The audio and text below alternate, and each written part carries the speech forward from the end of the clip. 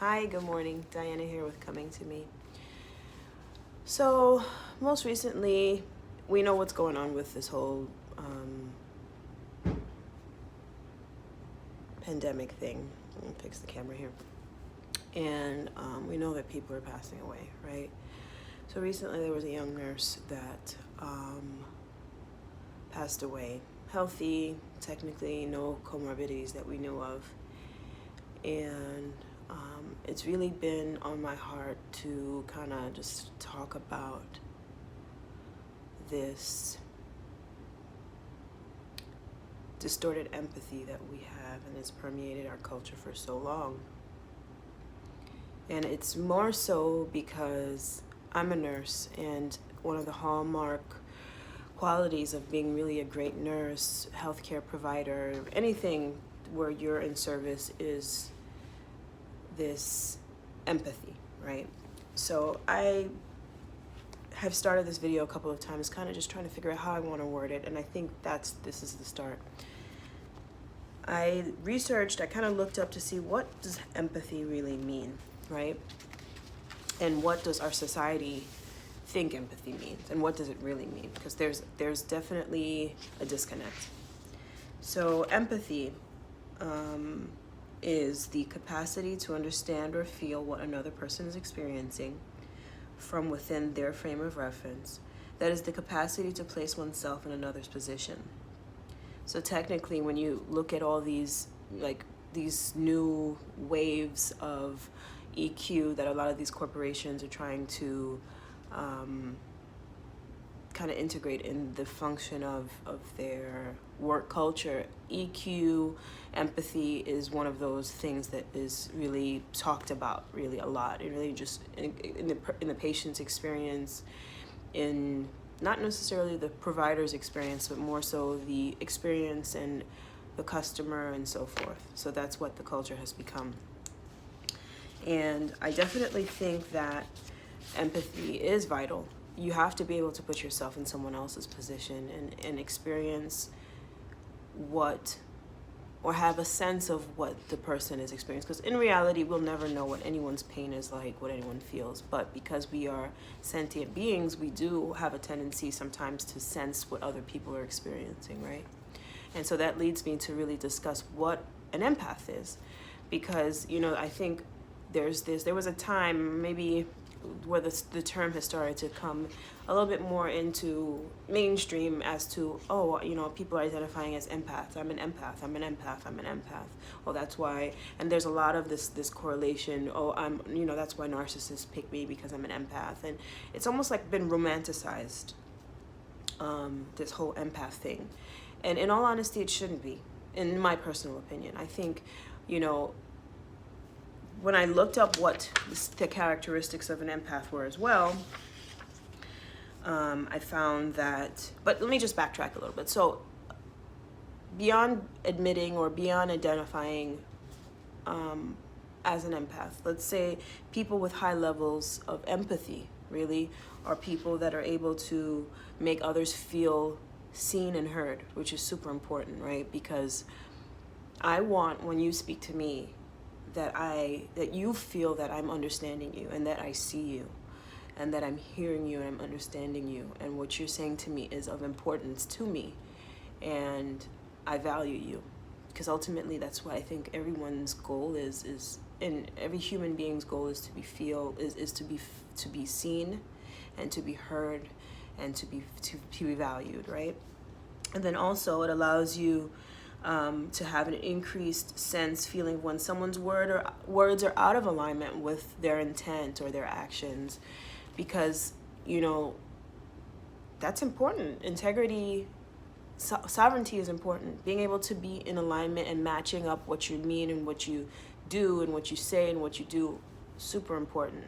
As people, I think that's what we should probably try to, even for ourselves, try to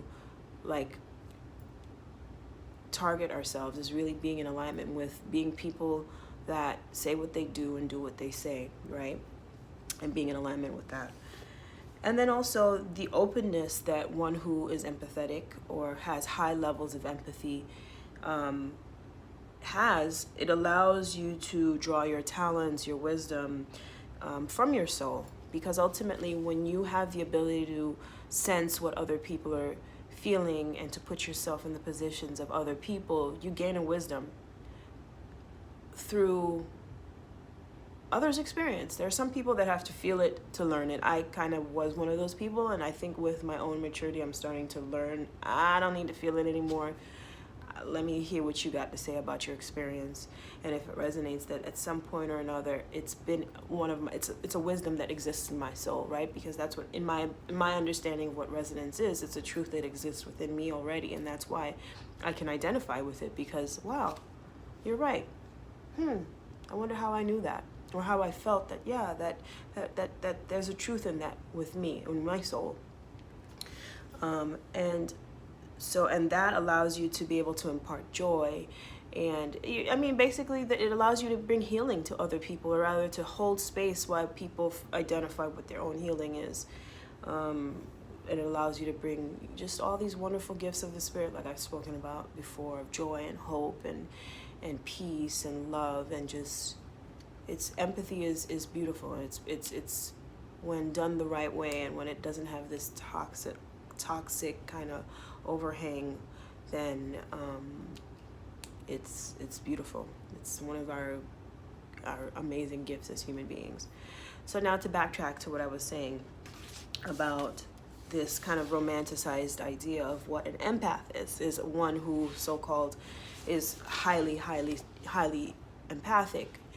And I would call myself a little bit more highly sensitive. And then I think part of even becoming highly sensitive, you have to learn how to have your own boundaries.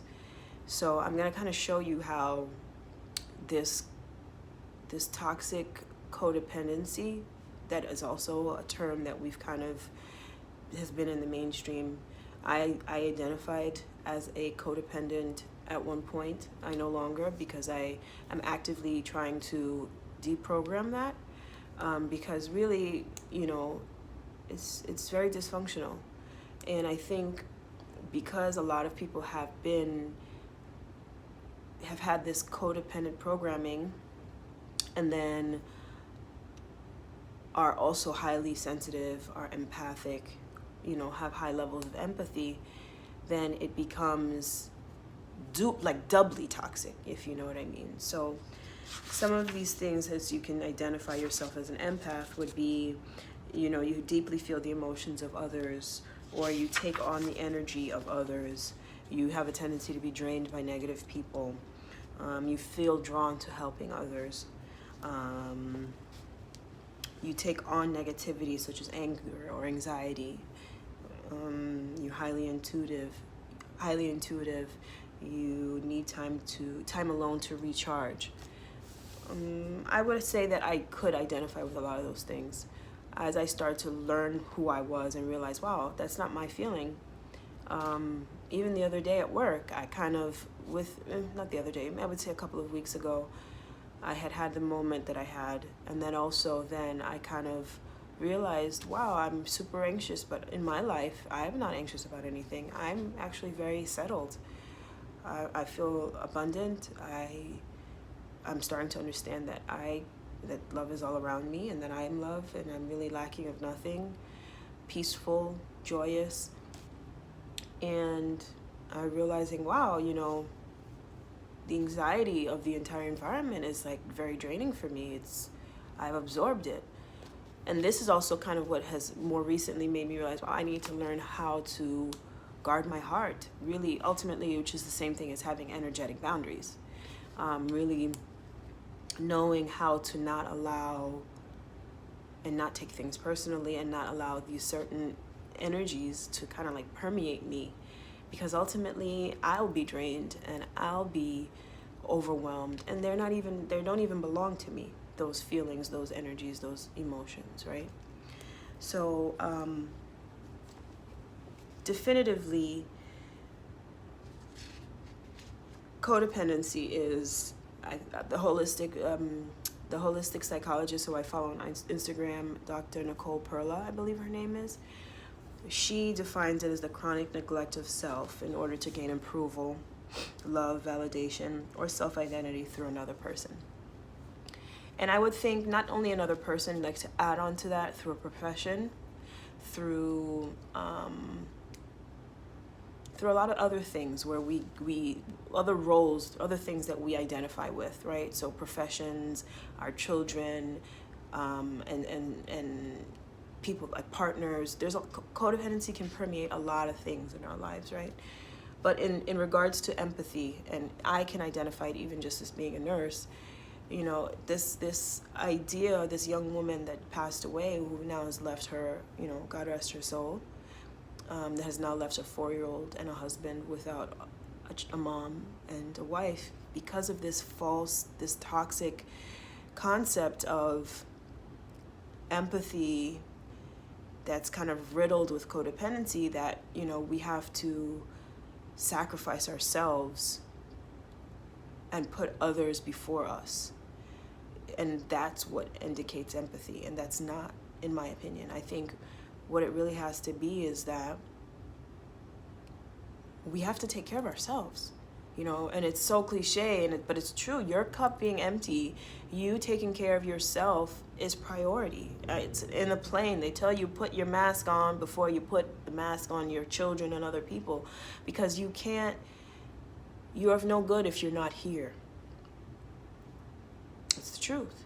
Your purpose cannot be fulfilled if you are not physically present and able to do it, right? So this concept that, you know, we have to overgive and we have to sacrifice ourselves and we have to, you know, put others' needs before us, and that's what servitude is a crock.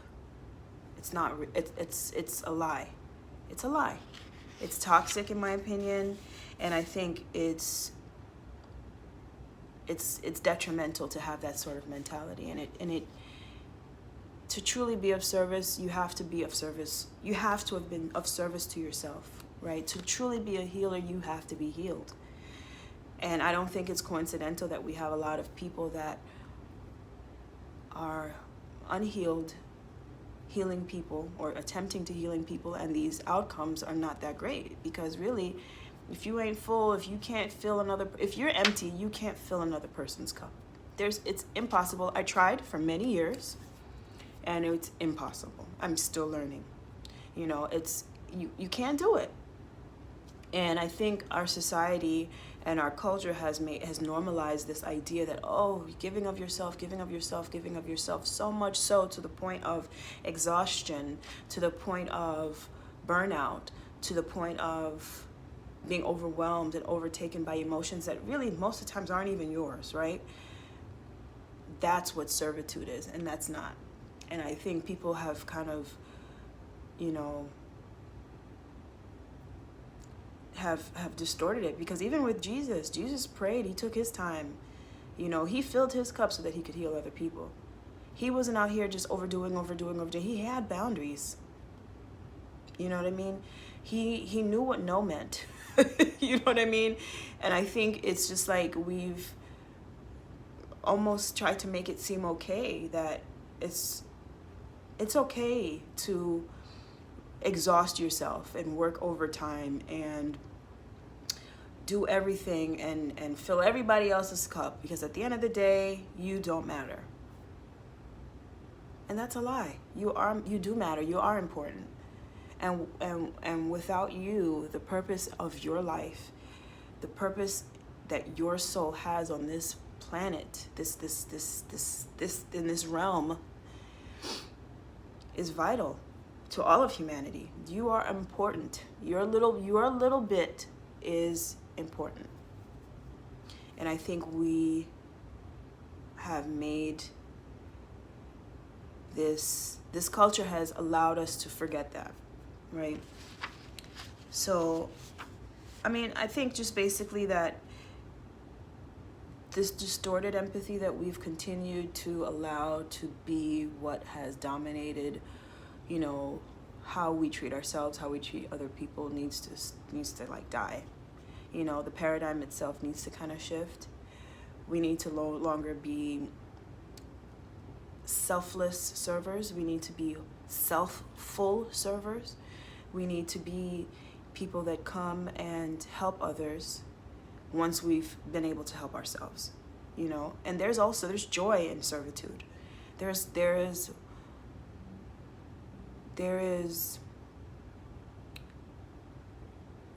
the word's not validation per se, but there's a filling of your own cup that can come from servitude, but within limit, right? Because once you've reached that capacity, when you've gone beyond the capacity of what you have to give, then you're not really of any good to that person that you're trying to help, or you're thinking that you're trying to help or serve or do good for. When I think back to this young lady, I just think, you know, she didn't have a mask. They said that at the place that she was working, they didn't have masks, and that she may have overexposed herself, and who knows what her level of exhaustion was prior to. And obviously her immune system had already been compromised just because she probably was just overworked and drained. And I know the nurse life, you know, I know the mom life, I know the wife life. It ain't easy, you know, and my heart goes out to her because she thought that she was doing the right thing. And I understand. And for a long time, I did think that. And I think the reality is this false empathy that's riddled with codependency that's kind of been programmed in us a couple of generations now has got to die. It's got to shift. It's got to change. We got to start realizing that I cannot be of any service if I am empty, if I am not taking care of myself. And it's, you know, people want to think, oh, but it's narcissistic. No, it's not. You know, the difference between narcissists and us, or people that have high levels of empathy, people who know what empathy is. I'm not a psychologist. I am not going to give any sort of diagnosis, but I've read that the difference is the level of empathy. And so for those of us that are naturally highly empathetic, listen, ain't nobody worried about you being a narcissist if you're taking care of yourself. And that's the first thing. And that's, in all honesty, we can go on a whole nother level, a whole spiritual level. And that's the greatest form of worship, is loving the self. Because God created us in his image. And so really to be able to love yourself, to fill yourself, to honor yourself, and be good to yourself, figuring out what you need so that you can then impart that onto other people and fill other people's lives from an overflow of your own. That's what it's supposed to be. We're all supposed to be full and just overflowing all over the place. It's supposed to be that way, and we can make it that way. And it's with, you know, I read a passage, you know, why do we it was a passage in the Bible, I think it was in Matthew, I don't know what chapter it was I just read, but it's really, why do we tell our stories? It's to tell our stories so that the ears and the eyes that can see and the ears that can hear will listen. I don't know who's listening. Whoever chooses to listen will. But really, that's really it. So we gotta move beyond this toxic empathy and move into more of a place of healthy empathy. Of an empathy that is not only serving to the people that we are trying to be empathetic towards, but for ourselves. It's important, you know. I want more and more nurses to realize, more and more people, women, wives, husbands, realizing that, listen, if someone's asking for you to sacrifice themselves for you, we get it twisted that that's what love is. And I'm starting to learn that's not what love is. It's not. So I hope you guys have a great day. Today's Friday. Whoop, whoop. I gotta go grocery shopping, put on this mask and stuff, but this is gonna come to an end soon, I know. And not to say that things will go back to normal. Hopefully they won't, right? But things will always be better and get better. Blessings, love, peace to you. Thank you for listening. Like and subscribe. My cousin told me I should have added that before, so next video I'm gonna do it in the beginning. But please like, subscribe to my channel, Coming to Me. I would really appreciate it. Share it if you like it, share it, all that good stuff. Have a great day. Love you.